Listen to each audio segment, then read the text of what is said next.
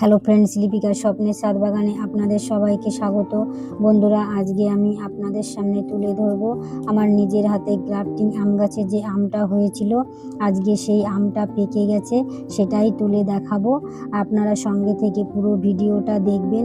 আর আমার চ্যানেলে যদি নতুন হয়ে থাকেন এবং ভিডিওটি যদি আপনাদের ভালো লাগে তাহলে সাবস্ক্রাইব করে পাশে থাকবেন এবং ফেসবুকে দেখে থাকলে ফলো করবেন।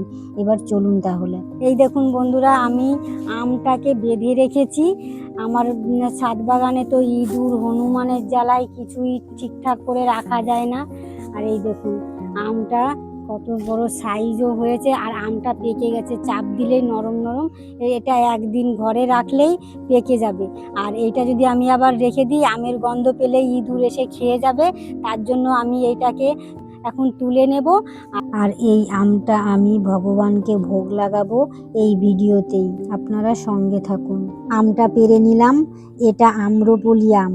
এই আম গাছটা আমি নিজের হাতেই গ্রাফটিং করেছিলাম, আপনাদের তো আগে বলেছি।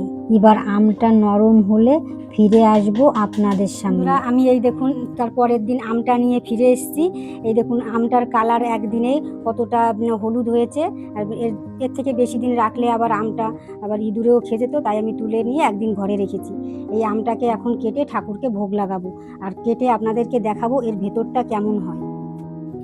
আমার বাগানের প্রথম ফল, জানি না ভেতরটা কেমন হবে, কেটে দেখি। দেখুন কি দারুণ আমটার কালার হয়েছে, আর আটিটাও একদম পাতলা এবং আমটা খুব পুরুও হয়েছে। এই আমটা এখন আমি টুকরো করে নেব। এরকম নিজের হাতে গ্রাফটিং আম গাছে যদি ফল হয় তাহলে বাগান করার আগ্রহটাও বেড়ে যায়। এরকম আপনারাও চেষ্টা করতে পারেন, তাহলে আপনারাও আমার মতো সফল নিশ্চয়ই হবেন। আমটা আমার কাটা হয়ে গেছে, এখন আমি থালায় সাজিয়ে দেব আমগুলো। আর আমার বাগানের প্রথম ফল, ভগবানকে না দিয়ে তো খাওয়াও যায় না, তাই ভগবানকে দিয়ে আমরা প্রসাদ হিসাবে গ্রহণ করব। এবার খেজুরও দিয়ে দিচ্ছি। এই দেখুন বন্ধুরা, আমার ভগবানকে ভোগ লাগানো হয়ে গেছে। আর আমার গাছের আম কেটে ভগবানকে ভোগ লাগানোর ভিডিওটি যদি আপনাদের ভালো লাগে তাহলে লাইক, কমেন্ট, শেয়ার করবেন।